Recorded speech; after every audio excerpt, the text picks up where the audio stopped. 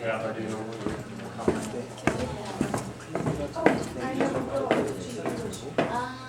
Okay, then if you want, you can discuss more at the end of the class. So let's begin the class.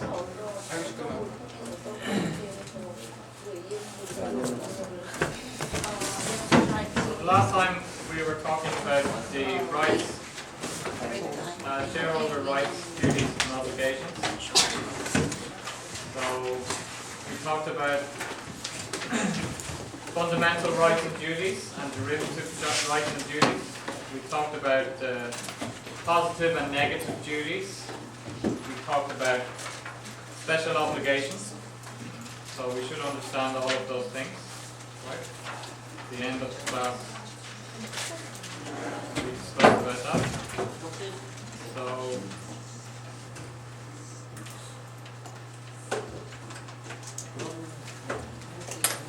let's talk more about when we have a kind of a conflict in rights and what kind of rights our stakeholders have specifically. So let's start with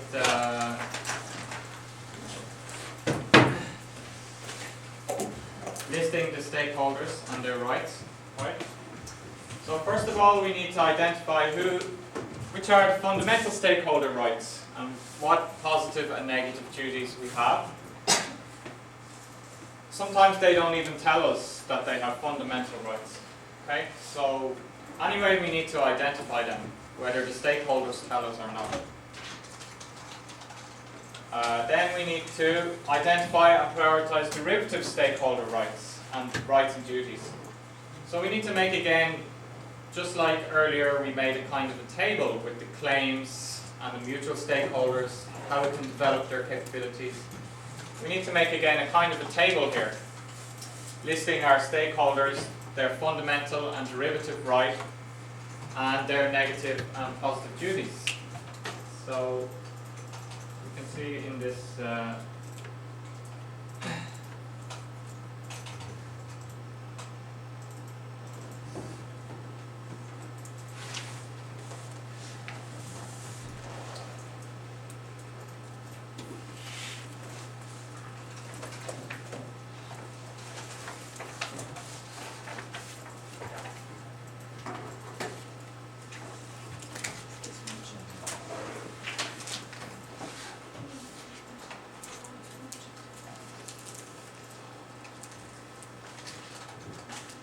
we can see here that we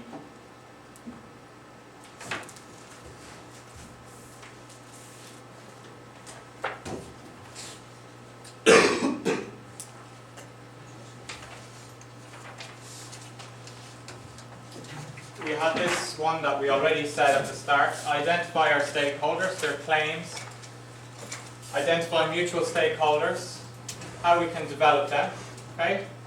Then prioritize the capabilities and claims. This was the main point of the first class. Okay? Then, now we're moving on to, we need to identify fundamental and derivative rights. And we talked about in the last class, people have this right, and then we have this duty or obligation, because they have this right. Some are positive and some are negative. So, we need to look at fundamental rights. Do we have any special obligation to any group? Then we need to take action. So now we're looking at their claims, right? And we're also thinking about their rights. We're adding in something else. We're adding in rights and duties. And now we're deciding to take action after this. Again, don't ignore them. Any group. Respect. This point now we're adding is we have to respect their rights and duties. If they have a special obligation, we have to take that into account. So think creatively and entrepreneurially. How can we match when two stakeholders have a conflict? And we try to continually improve. So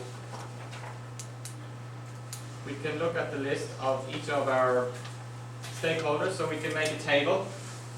So for example, our competitors, what right do they have? They have a right to fair competition. So I shouldn't be doing unfair competition. What is unfair competition? Can anybody give me an example? Selling price too low.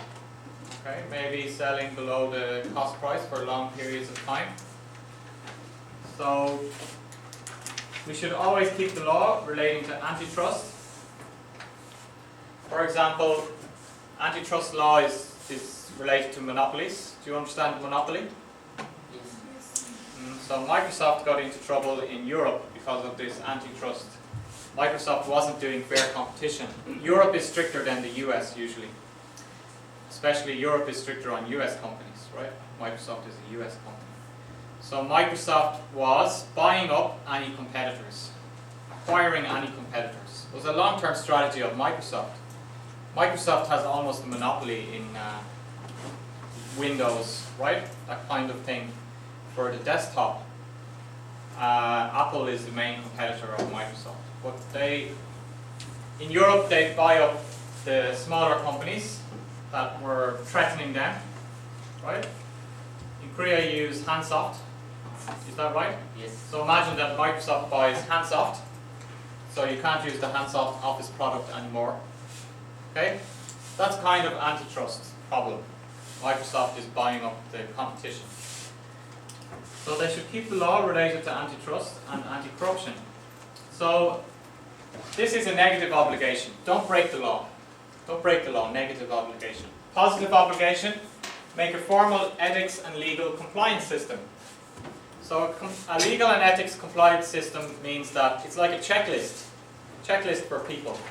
So that if I work in Microsoft's finance department and I'm deciding whether to do an acquisition or not, I have a code or a checklist I need to check. Okay, so I get educated. So I know that this is the wrong. This is wrong to buy Handsoft because there's no other competitors and it's making a monopoly situation. So I shouldn't do that. So we make this kind of system. The next one is shareholders. So shareholders have a right to a fair return on investment. So the shareholders are the owners of the company. Okay? They're trusting us to make a profit. Return on investment is a financial way to say make a profit. Okay? Get more money back than I put in. So we need to have a fiduciary responsibility. What's a word for fiduciary? Fiduciary in English, another word? Trust, right? So we have to put company success ahead of other interests, except fundamental rights. Okay, we saw that Pinto put their company's success ahead of fundamental rights, like safety. So we can't do that. Okay, but ahead of other things, we need to make sure that first the company is making a profit. So the manager shouldn't make too much salary, should have honest reporting, and tries to make more democratic governance structures. So it makes the governance of the company better. So again, we can have a problem with this. I read in the news yesterday that in Barclays Bank in the UK, they paid something like 11 executives, their top executives, got paid some bonus, something like 23 million or 25 million for last year, right? Very big bonus. So just bonus payment, each person gets an average of 2 or 3 million pounds, right? So people are complaining that the managers are not being controlled properly, right? There's not a proper governance structure. Just they're deciding themselves, let's give ourselves a really big bonus. So it's an issue at the moment, bonuses, especially in the banking industry. Because people said, but the bank did a bad job last year. Barclays Bank last year, they didn't make a big profit. They did worse than before. But the managers gave themselves a bigger bonus, double the bonus of last year, even though they did worse than last year. Does that make sense? How do you think it's possible that the top 11 executives in Barclays Bank can decide to double their bonus, even though they didn't do a good job? How can that be possible?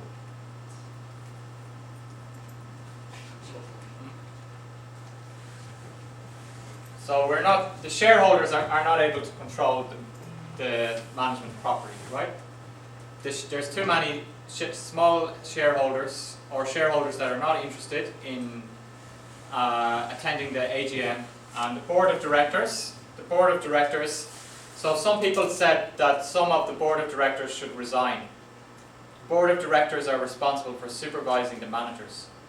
So they said the board of directors responsible for compensation for Barclays Bank should resign because they're obviously not doing their job properly. Okay? So we can have this problem. So managers ethically they shouldn't be doing that, right?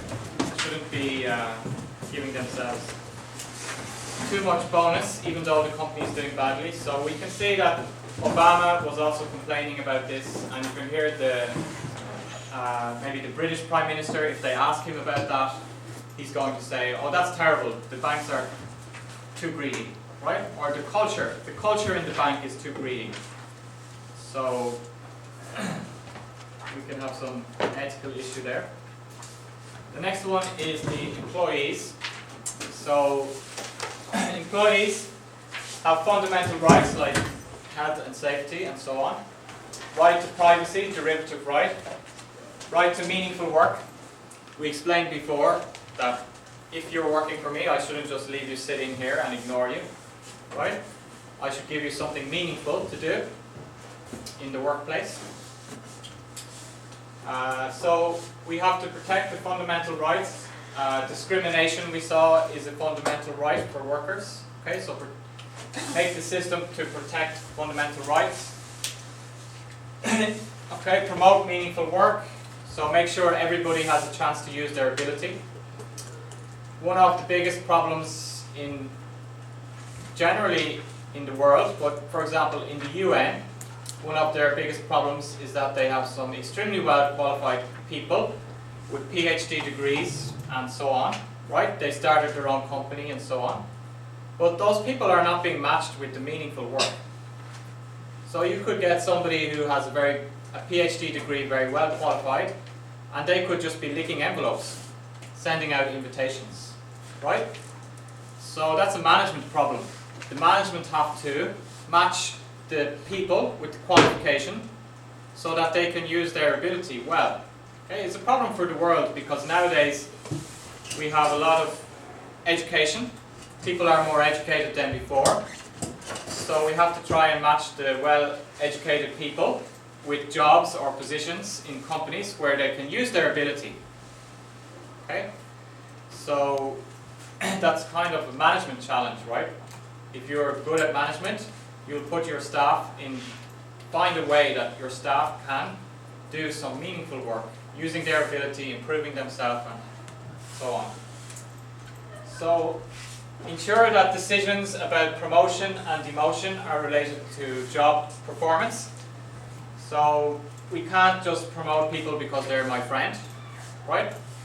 We go drink, I'm the boss and you go drinking with me. We're buddies, but you're a better worker, right? I give you a promotion. It can happen sometimes, right? So we have to make sure that we have some system in place, right? The point here is that we can't just say to the boss, hey, just when you're doing the promotion, just do it properly, right? We have to make a system, like we explained about discrimination for the interview, to make sure there's always one woman on the interview board, okay? Then, for example, for promotion, we have to make sure that not only the boss, I'm not the only person deciding on the promotion, okay? There's some outside person also is deciding on who gets the promotion. So if we make the system in this way, then we can make sure that our employees are getting their rights, okay? Ensure that private information is related to job performance, so we don't have to get all the private information from our workers, only the one which is specifically for their job. So what about consumers? They have a right to safe, non-defective products and honest advertising. So we shouldn't have a misleading advertising. Later on we'll look at some case studies small case studies and we'll see that whether you think it's dishonest or honest advertising or not, right? But generally we can't say something which is untrue or that kind of thing. If we say want to give some fact, it should have some scientific basis or something like that. So we have to disclose all safety risks. If there is a risk with our product, we have to write it there. Don't deceive the consumer. So what kind of actions can we take? Making a quality management system. We can see that Toyota had some problem with their cars, right? Sometimes when you press on the accelerator, the car accelerated too quickly, right? So it was quite dangerous. So they recalled all the cars. So if we have a proper quality management system in place, checking about the defect, then it can make that kind of problem less. So we have to try and get as low defects as we can. Then we can see with Toyota, Toyota has the policy of recalling all the cars immediately. If there's any problem, recall all the cars. Do you understand recall? Yes. Right? Did Ford decide to recall the cars? In the Pinto case? No. No, they didn't, right? That was the problem. And some people had died, right? So it's important that the company acts properly in this case, especially in the health and safety. So we can see perhaps because of the case with Ford, now all the car companies are very careful to recall their product immediately, even if it costs them a lot of money and it's just a small problem. Children's products, we have to be extra careful with children's products. Because, why? It's like special obligation, right? Children are more vulnerable. So in the special obligation case, we have to be more careful. So suppliers, we have to respect the terms of the contract. We made a contract with our supplier. We shouldn't change it. Negotiate fairly. Promote healthy and safe working conditions down the supply chain. So this is a big one for companies like Nike, right? Clothes manufacturers. They have suppliers from, they supply them the clothes from Cambodia or from Pakistan, right? So are Nike checking that their suppliers have proper health and safety working conditions? This was a big scandal for Nike, right? Somebody went with the video camera into the factories in Pakistan and they found like slave labor condition and very young kids working. And Nike can say, but we don't own that factory, they're just our suppliers. They're just supplying us. But still, Nike's customers were not happy with Nike. So Nike had a problem in the early 2000s and they had to try and change their system. So they have to, Nike nowadays is trying to make very strong supervision of their suppliers, or stronger supervision of their suppliers, to make sure that their suppliers have health and safety working conditions. So again, what kind of things can Nike do to make sure, what system or policy? Because we're talking about here, when we're doing the positive obligation, putting in a system or a policy for the long term. So what system or policy can Nike make? What do you think?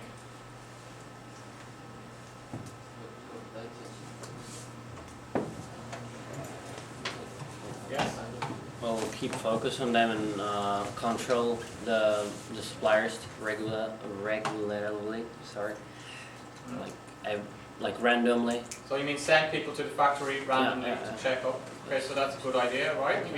It costs us money, but we have to send somebody to our supplier's factory. Yes. Also to inform the customers that everything is alright and maybe write some reports that they were checking there and that like their factories that are like there's no problems with the factories anymore. So customers know that they're buying good products. Okay, so this is corporate social responsibility reporting, right? Make a report about the factory and so on. Okay. We can teach our suppliers. Sometimes the problem is our suppliers don't know, right? They don't know how to do the health and safety things properly. So in Nike we can teach our supplier about how to do the health and safety system. We could send our health and safety expert to their factory for 6 months, okay, to teach them about those things. So we can make that kind of system. government and communities. So they have the rights that government makes the law and the company has to keep the law. People have a right to healthy and safe environments. So if we have a factory, we shouldn't put pollution into the river next to the factory, right? Or chemicals into the river, and so on. So what kind of duty do we have? Follow the law. That's a negative obligation. Don't break the law, okay? If we have some problem, we have to pay reparations. Okay, we saw BP, the oil spill. We'll talk about it later. Does anybody know about the BP oil spill in the Gulf of Mexico? What can you tell us about that? What happened? Was it a big disaster back in 2000?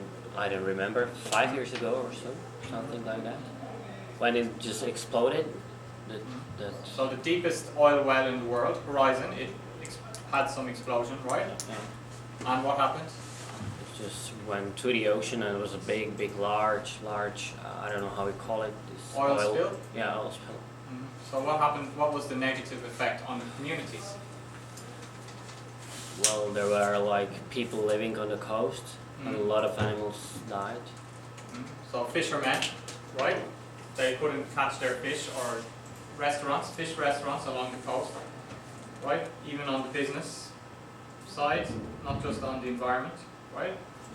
So BP has to pay them a lot of money. So BP paid a lot of money, maybe up to $1 billion in compensation to all the fishermen and all the people. The government, BP had to pay the government to clean up, right? So they should try to engage in the CSR initiatives. So work with the government together and working with NGOs. So for example, if I'm working in the paper industry, what kind of NGO would I work with?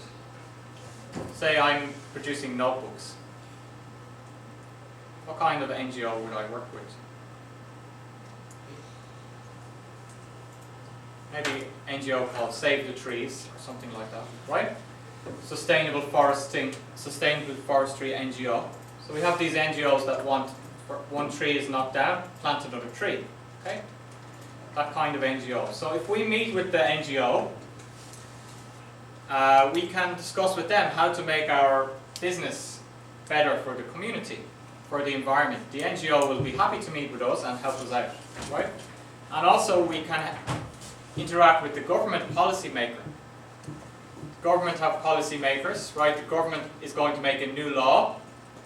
If you cut down one tree, you need to put up another tree. Could be a new law. It's not a law yet, right? But I mean, we can discuss with the NGO and with the government together. It's better to have that kind of dialogue. So this is a kind of positive obligation of the company to interact with the NGOs and with the government. Don't ignore them, right? Don't ignore those people and the communities. So, for example, if we are going to do a big project in the community, we can talk to the people in the community first and ask them, how do they think our project will affect the community? And then try to adapt our project to what people want us to do. So let's discuss these questions with your partner.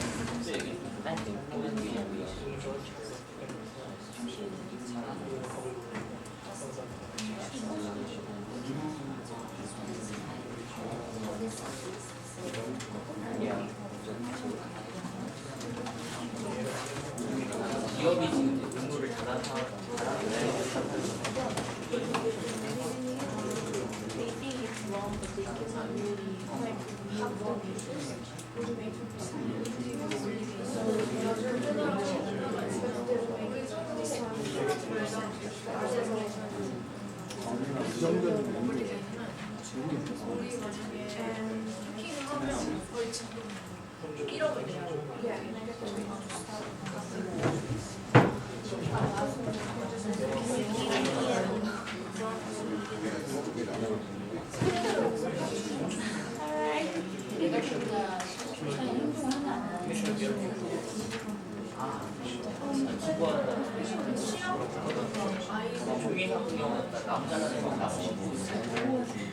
이 얘가 뭐예요?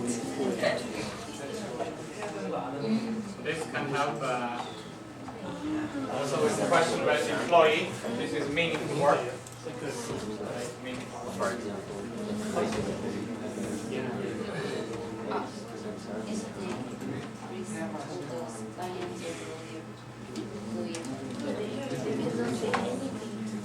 I don't know. Read this. Relation to the employee.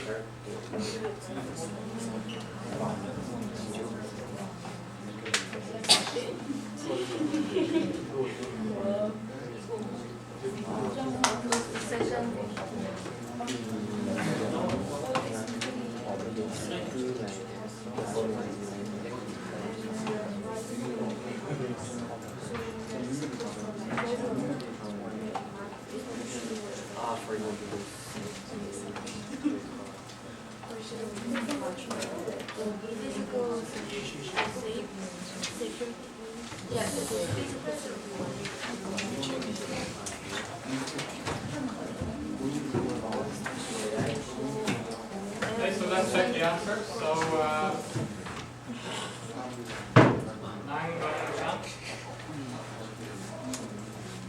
what about the first question? Give an example of a negative obligation, a positive obligation, and a special obligation.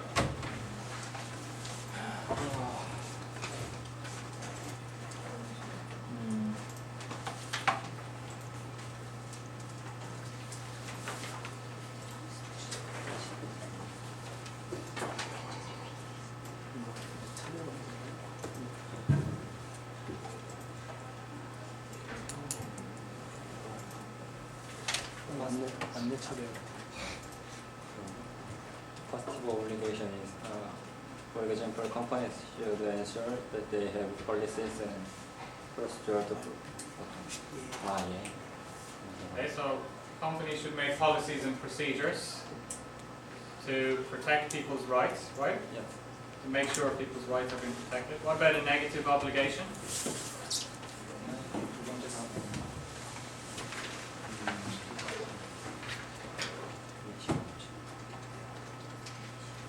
Negative obligation is easier to keep than a positive obligation.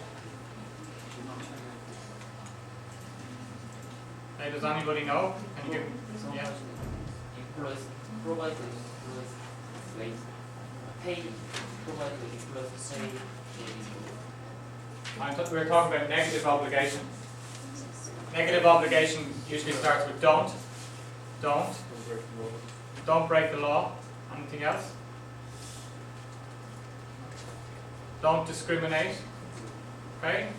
Don't blah blah blah, don't blah blah blah. Okay? What about a special obligation? Nam Gongchan, what about a special obligation? Can you give me an example?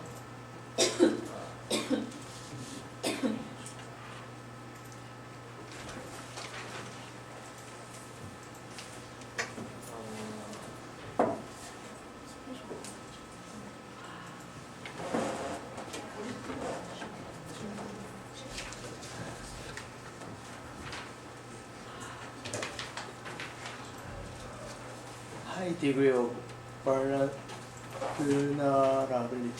So vulnerability is a key word, right? There's a high degree of vulnerability. So can you give an example of a Child relationship? and parents. Child and parents. Okay. So the second question: what obligations do managers have when dealing with employees? Yang Gong Sok. Yes.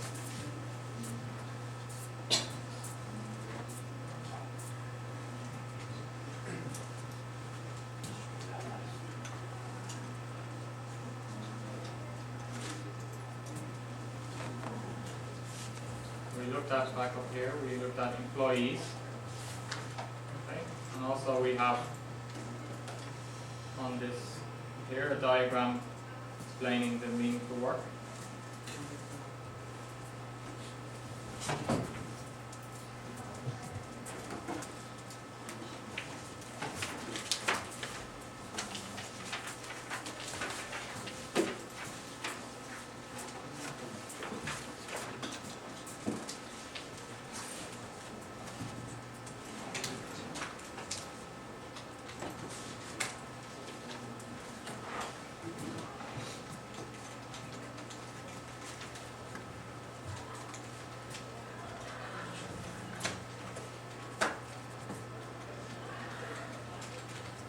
Okay, does anybody else know?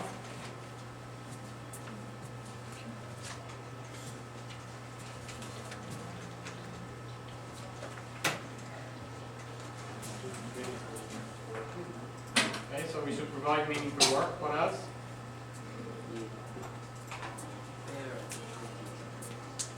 Fair promotion opportunity, yes. Protect the fundamental rights, like discrimination and health and safety. What does meaningful work mean? Promote meaningful work. You can see some things here.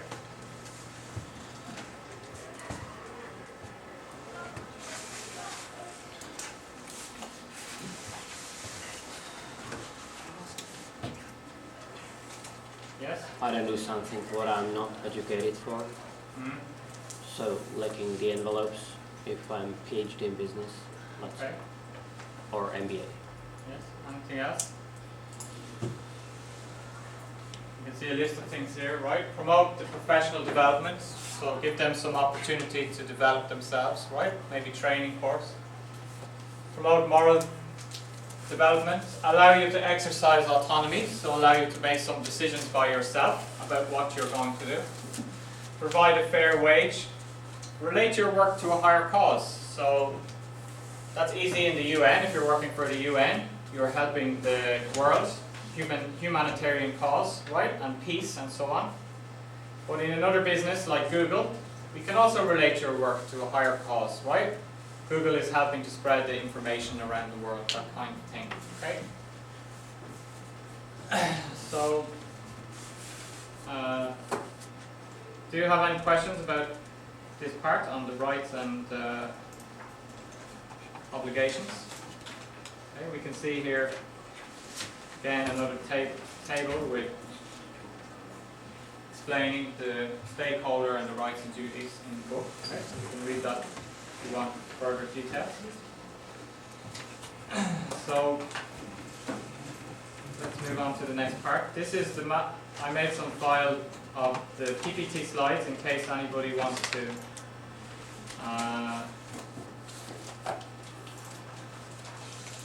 print them all out together.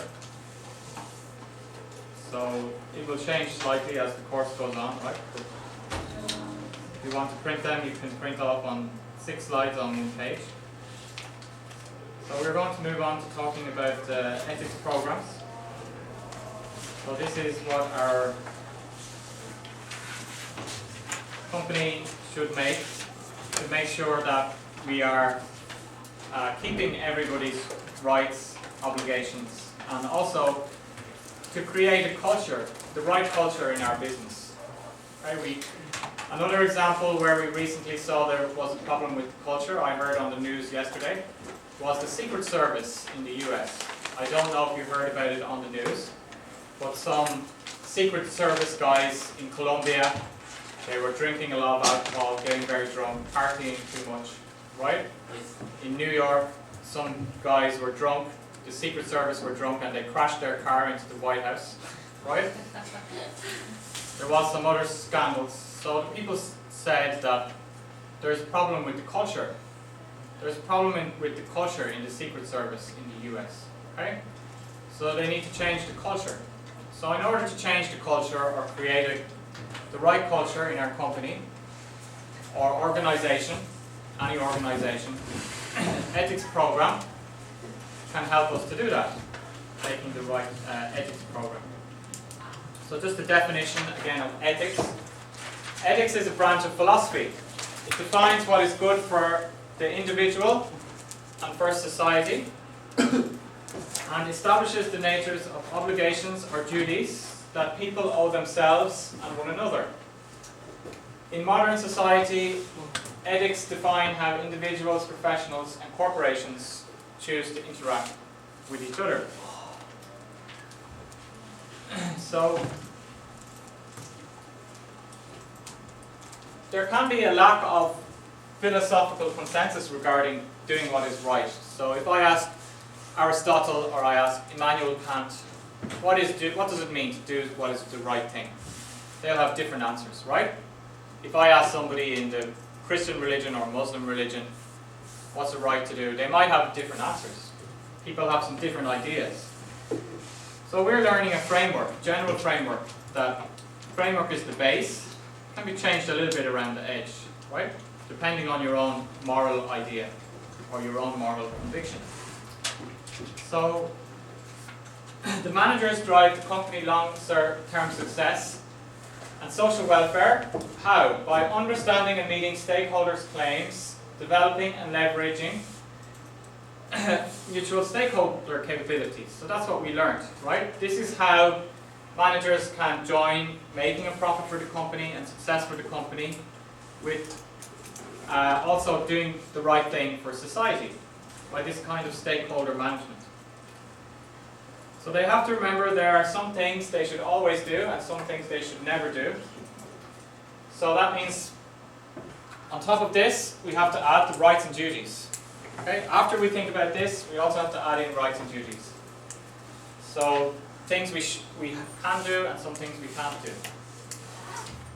So some rights or duties can be waived. To be waived means we can go over them, the derivative ones, when there are some stronger obligations. So we talked about before prioritizing. The police prioritizing safety over privacy. Okay? So the next thing that we're going to do, we already learned that stakeholder management, duties and obligations. The next thing we're going to do is talk about creating the right culture, okay, in the company. So we want to develop our workers' moral character and we want to motivate them to have the right ethical conduct, because even though we have these things in place, it could be that we could still have a bad apple, right? Do you understand bad apple? In English, a bad apple is an apple which you can't eat because it's brown colour, right? It's going bad. And if you put a bad apple in the basket with other apples, what's going to happen? All apples. Other apples will get bad, right? Yes. Some of that get bad, right? Or be rotten. So we have to be careful about this, right? So we have to also think about this. How can we develop the moral character of our workers and motivate ethical conduct? So we saw in the video in Enron that somebody said that, I think the lady said that she thought there was people in Enron who were nice people. They weren't really bad people, right? But when they got into Enron, maybe they changed their conduct and they changed their morals a little bit, okay, because of the company, the way the company was being run. So sometimes we have to make decisions. We don't have enough information or resources. So managers might say, oh, I didn't have enough information or resources to do these things, so I just made a decision. And then in that case, we need to have the right moral character and the right ethics to be able to make the right decision in that moment. Okay? They also might lack the motivation, just they might not be the nice people, or they might have no resources to help them to do the right thing. So, what is the goal of an ethics program? We want to provide a practical framework to implement, big word, ethical organizational integrity. Do you understand integrity? Integrity means that you act properly, you do the right thing, okay? And allows individuals to overcome the practical barriers that stop them from coming to and acting upon ethical decisions. So for example, I'm a nice person and I see in Enron that there's fake accounting. But there's a barrier, which is a practical barrier. If I tell my boss I'm going to get fired, okay, my boss is going to just fire me. So maybe I change my mind. I say, oh, I have some kids and I want to keep my job, so I'm not going to say anything about the fraud. Okay? So there's a kind of barrier. So we want to be able to, for example, we could take away that barrier. We could make a special whistleblowing section in our company. So I can go to that whistleblowing section in complete privacy. Nobody knows it was me. Okay? I can talk to them. So that would be an example of removing a barrier to stop me from doing the right thing or acting in the ethical way. Okay? So then that's all we have time for today. We'll continue to talk about the ethics program in the next class.